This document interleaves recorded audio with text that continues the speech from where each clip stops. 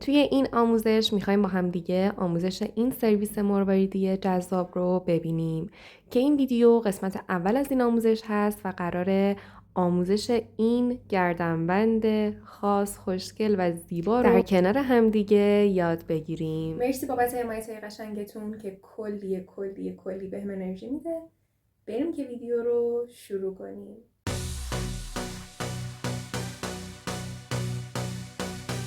برای بافت این گردنبند احتیاج داریم به 2 سایز مهره. سایز بزرگ من سایز 8 هست که من تقریبا از 400 عدد مهره پلاستیکی سایز 8 استفاده کردم و سایز بزرگ که سایز بزرگ من مهره سایز 10 هست که من از 3 عدد مهره سایز 10 استفاده کردم. تقریبا 7 متر نخ پلی استر، 3 عدد میخ تخت، 1 عدد سوزن که بره داخل مهره هاتون و همچنین واسه قفل کار من از قفل توتی و تعدادی حلقه جواهرسازی استفاده کردم.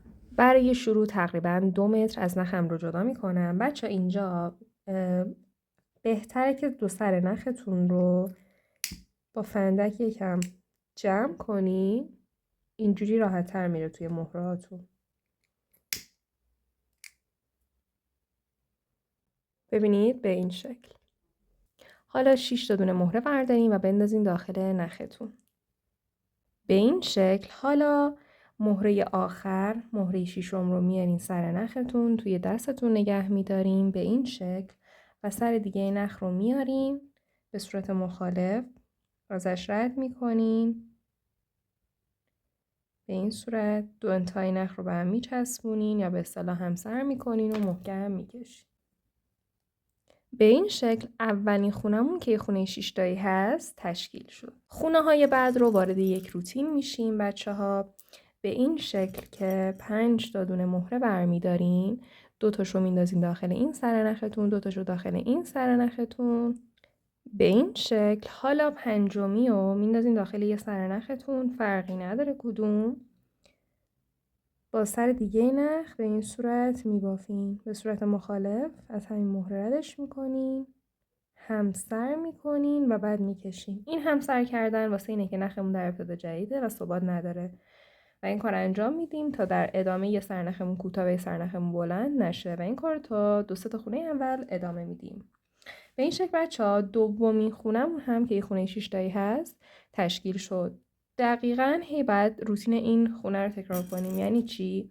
یعنی 5 تا دونه مهره برمیدارین هر دفعه، 2 تاشو داخل این سرنخ، 2 تاشو داخل اون سرنخ میندازین و با 5می میبافین.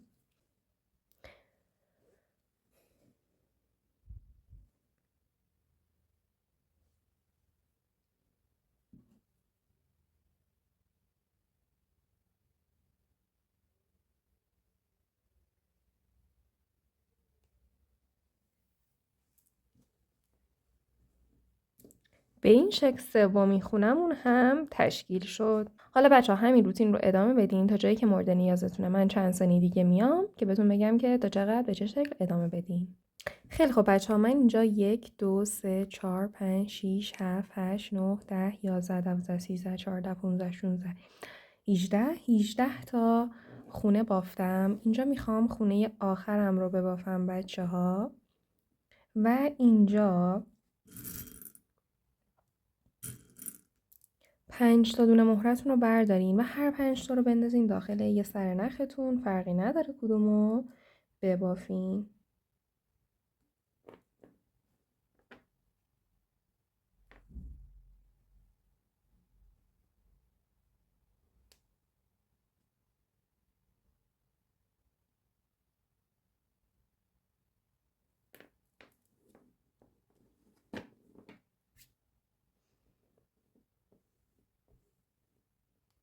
خیلی خب بچه ها، به این شکل. این از ردیف اول من. اینجا این ردیف تعدادش با خودتونه. اینو بزنین دور گردنتون. اندازش باید اندازه گردنتون باشه. حالا یه انقدر مثلا فاصله بیفته بین، مثلا وقتی میبندین دور گردنتون انقدر بینش فاصله باشه. خب این سایزش اونجوریه. بر اساس اون بافتتون رو ادامه بدین. اولین خونه، خونه‌ای وسط و خونه آخر رو به این شکل ببافین. و حالا اینجا میخوایم ادامه بافت رو بریم. اینجا بچه‌ها ببینین یه نخ پایین داریم به سمت بافت و یه نخ بالا داریم به سمت بیرون بافت. این نخ پایینیه رو از این مهره کناریش رد کنیم.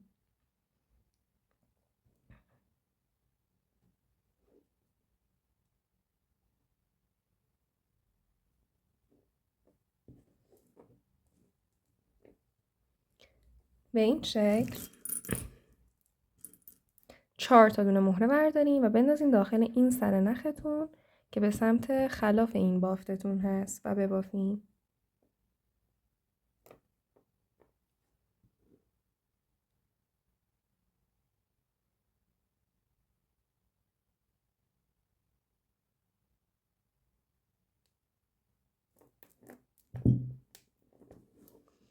به این شکل بچه‌ها اولین خونه از ردیف دوممون هم تشکیل شد. خونه‌های بعد رو وارد یک روتین میشیم به این شکل که نخ پایین رو از 2 تا دونه مهره کناریش رد کنیم.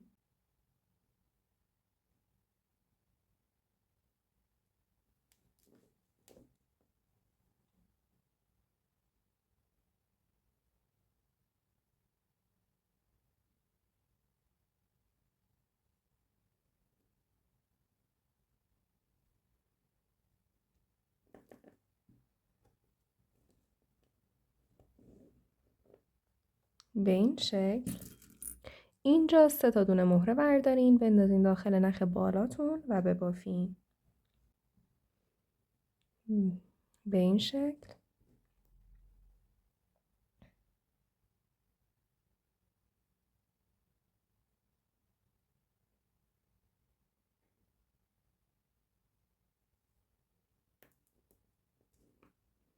به این صورت دومین خونه هم از ردیف دوممون تشکیل شد. خونه های بعد رو دقیقا با روتین همین خونه ببافین، یعنی نخ پایین رو از 2 تا دونه مهره کناریش رد کنین و داخل نخ بالا 3 تا دونه مهره بندازین و ببافین.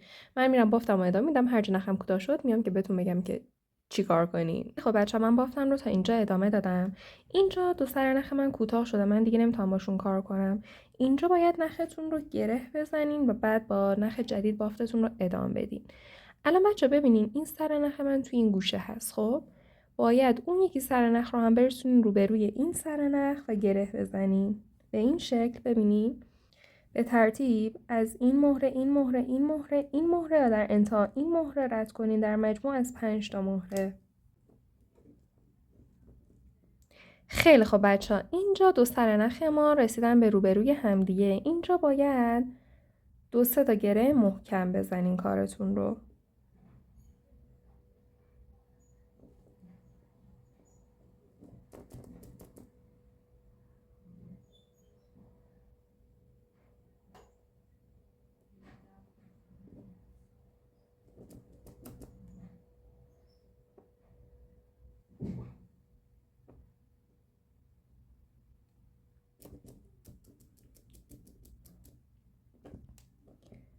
خب بچه ها من اینجا 3 تا دونه گره محکم زدم. اینجا کاری که باید بکنین این 2 سر نختون رو از تقریبا انتها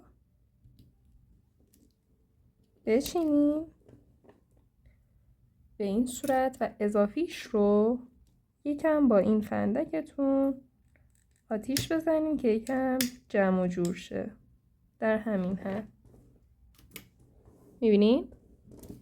برای ادامه دوباره یه مقدار نخ جدا کنین و اینجا بچه ها 2 سر نخ رو دوباره با فندک آتیش بزنین تا مهرهاتون راحت تر رد شه.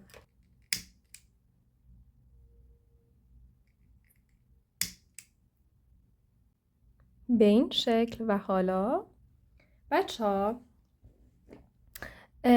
قبل از اینکه نختون رو جابجا کنین و گره بزنین، نختون به چه شکل بود؟ دقیقاً توی این مهره بود به این شکل.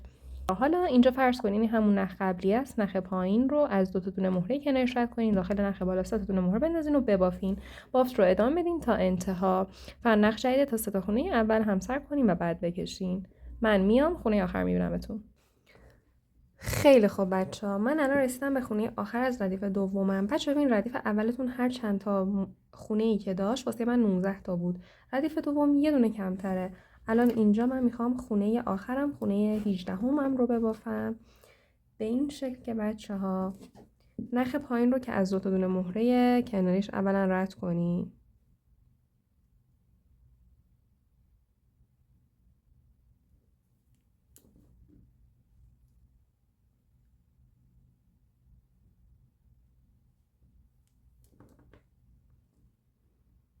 به این شکل.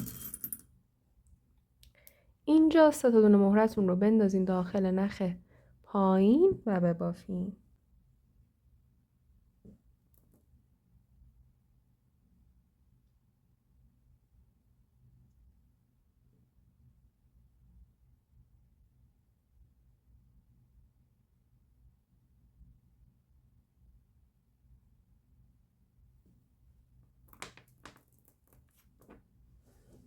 به این شکل. اینم از پایان ردیف دوم.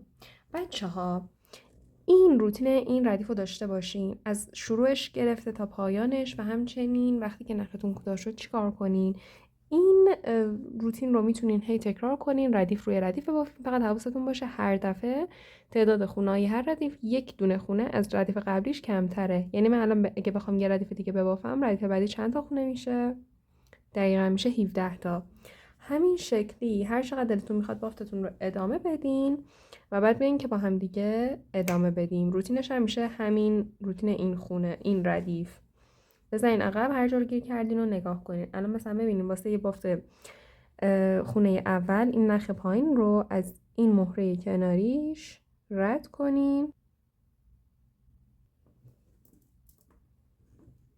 خب و اینجا 4 تا دونه مهره بندازین داخل این نختون که به سمت خلاف بافت هست و بافت رو شروع کنین.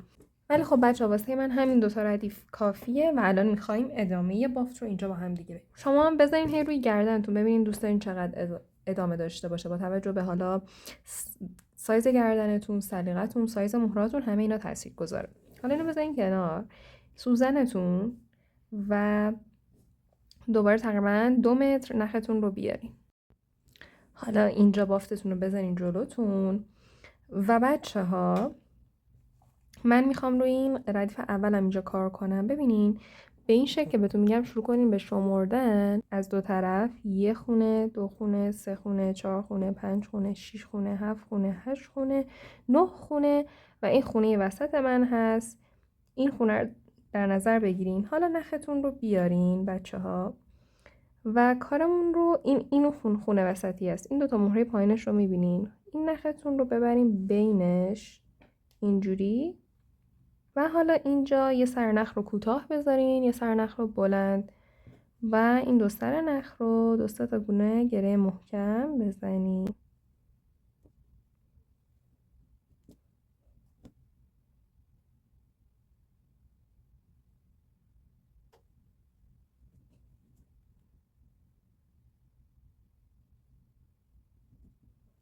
به این شکل.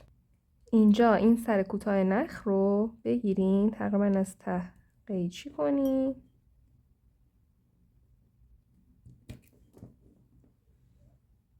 و باقی مونده این سر کوتاه نخ رو با فندک یکم جمعش کنین تا از کار خارج بشه. حالا اینجا بچه ها میخوایم ادامه بدیم. قبل از اون این سر بلند نختون رو، این سرش رو با فندک جمع کنین بچه ها تا راحت تر کارمون رو بتونیم انجام بدیم. این رو وارد سوزنتون کنین به این شکل.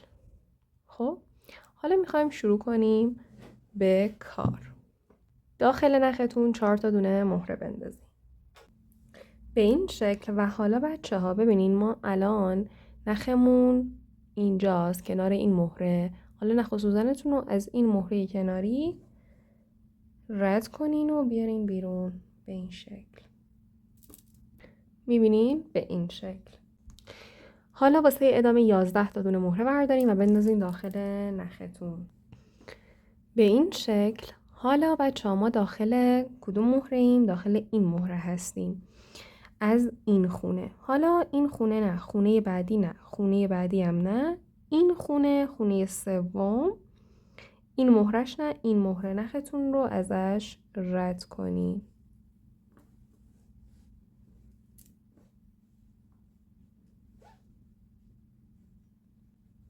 به این شکل اینجا دوباره 4 تا دونه مهره برداریم و بندازیم داخل نختون. به این شکل. حالا ما داخل این مهره هستیم. این مهره نه، مهره بعدی نه، این مهره. نختون رو ازش رد کنی.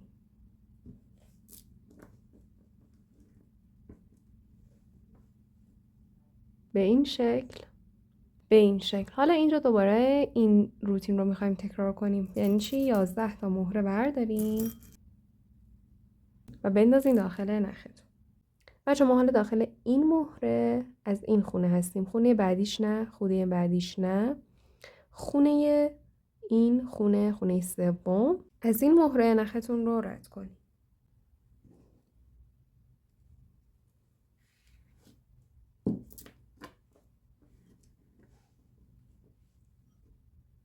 این شکل. حالا اینجا بچه ها قراره چی کار کنیم؟ اینجا این نختون رو از این مهره کناریش رد کنیم.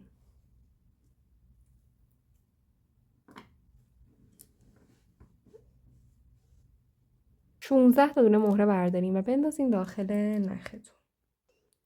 به این شکل بچه ها. حالا نخ و سوزنتون رو بیاریم. بچه بیاین تو این قسمت، این قسمتمون نه، این قسمت، نخ و سوزنتون رو از این مهره و در نهایت این مهره رد کنین. در مجموع از 3 تا دونه مهره.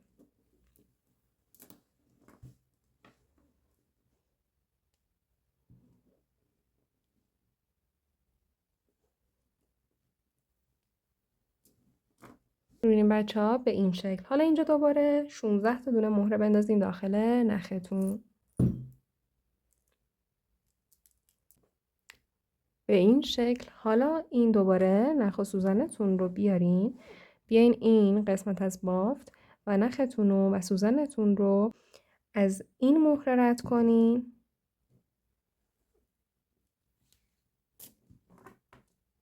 و حالا از این مهره کناریش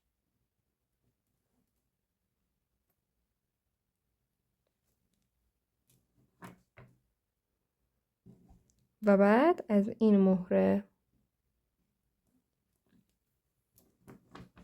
خیلی خب بچه من اینجا 11 تا مهره انداختم داخل نخم و الان من داخل این مهره از این خونه هستم. این خونه نه، خونه بعدی نه، خونه سوم.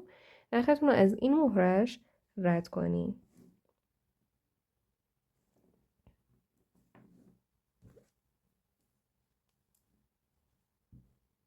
حالا اینجا 4 تا دونه مهره برداریم و بندازیم داخل نختون. این شکل 4 تا دونه مهرم رو انداختم و حالا من داخل این مهره هستم. مهره بعدی نه، این مهره. نختون رو رد کنیم.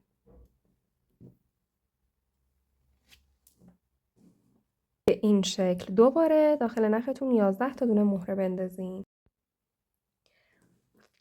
به این شکل. حالا بچه ما داخل این مهره از این خونه هستیم. این خونه نه، این خونه، این خونه سوم. این مهرهش نختون رو رد کنیم.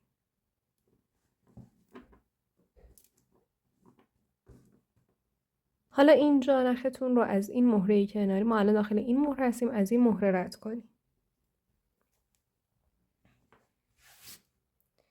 اینجا داخل نختون 16 تا دونه مهره بندازیم.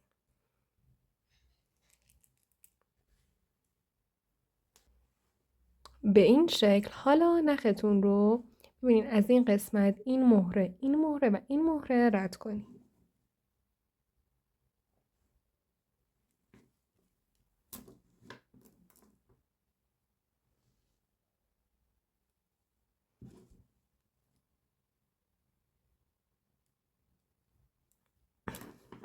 به این شکل دوباره داخل نختون 16 تا دونه مهره بندازیم. به این شکل. حالا نخ و سوزنتون رو بیارین از این قسمت، از این مهره و این مهره رد کنیم.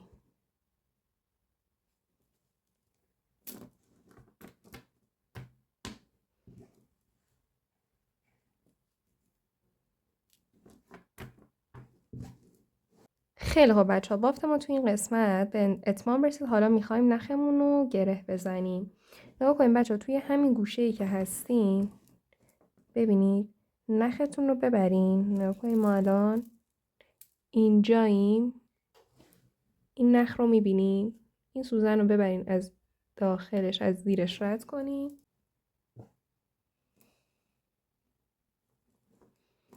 به این شکل بچه ها همین رو بکشین. میبینین اینجا این حالت گرهتو رو میبینین. نخ و سوزنتون رو از داخلش رد کنین و بکشین. اینجا یه گره به وجود میاد. حالا همین رو چند بار تکرار کنین.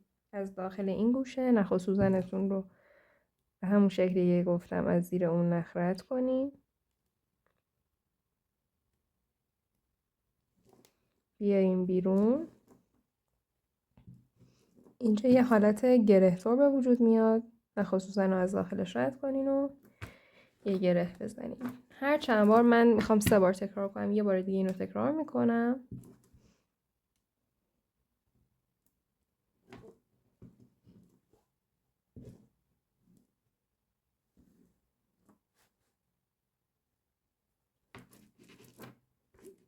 خیلی خوب، به این شکل. حالا بچه ها این نخ رو از انتها بگیرین، قیچی کنین و به این صورت اضافیش رو با فندک جمع کنین به این شکل. این قسمت از بافتمون همین شکلی که میبینین تکمیل شد. حالا در ادامه 3 تا مهره بزرگ و 3 تا تگردتون رو بیارین. الان بچه ها ببینید اینجا باید این مهرتون رو وارد این تگردتون کنین. به این شکل این تهش گیر میکنه. حالا اینجا بچه ها سینچینتون رو بیارین و یک مقدار به اندازه مورد نیازتون، اگه بلنده مثل من تگردتون، ببرینش به این شکل. حالا دمگردتون رو بیارین، این رو از این انتها بگیرین، اینجوری خمش کنین به یک سمت به این شکل. حالا این رو از اینجای ته گردتون بگیرین و گردش کنین.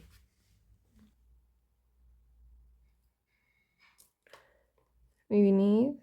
من هنوز بچه اینجا حرفه‌ای نشدم، ولی خب یه همچین شکلی که این رو بتونین این قسمت رو میبینین بذارین. الان ما 3 تا قسمت به این شکل داریم. قراره اینو آویزون اینجا کنیم. این رو بعد وارد این کنین. ببینین این 2 تا مهره پایینش بندازین وسطش.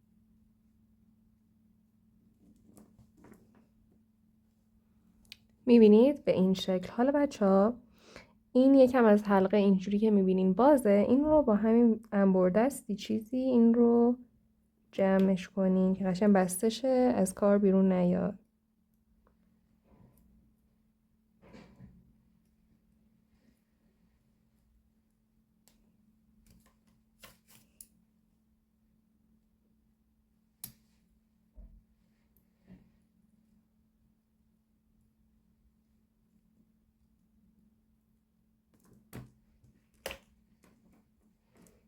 حالا همین کار رو واسه این 2 تا تیکه هم اجرا کنیم. جا به این شکل. حالا میرسیم به قسمت پایانی کار و اتصال قفل و زنجیر این کار. واسه این قسمت میتونین هر چی استفاده کنین، زنجیر، مدبر. من از قفل توتی و حلقه ها توی حلقه واسه یه سمتش و از قفل توتی و حلقه واسه یه سمت دیگهش. به این شکل که بچه ها یه سمت رو بیارین و یکی از این حلقه ها رو باز کنین به این شکل و از این قسمت واردش کنین به این شکل و حالا حلقه رو ببندین.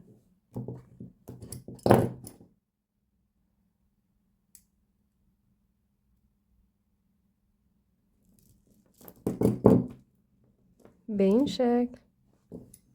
حالا اون سمت دقیقا توی همین فضایی که اونور وصل کردیم این حلقه و مدبرتون رو ببخشید قفل توتیتون رو وصل کنین. اول باز کنیم حلقه رو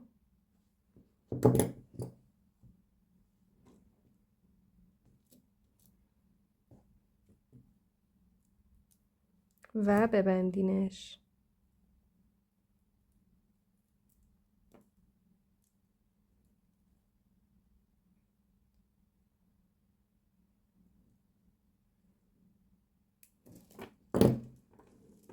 به این شکل. اینم از این آموزش. تا چند روز دیگه آموزش گوشوارش هم آپلود میشه و اینکه مرسی که تا آخر تماشا کردین. تا ویدیو بعدی، خدا نگهدار.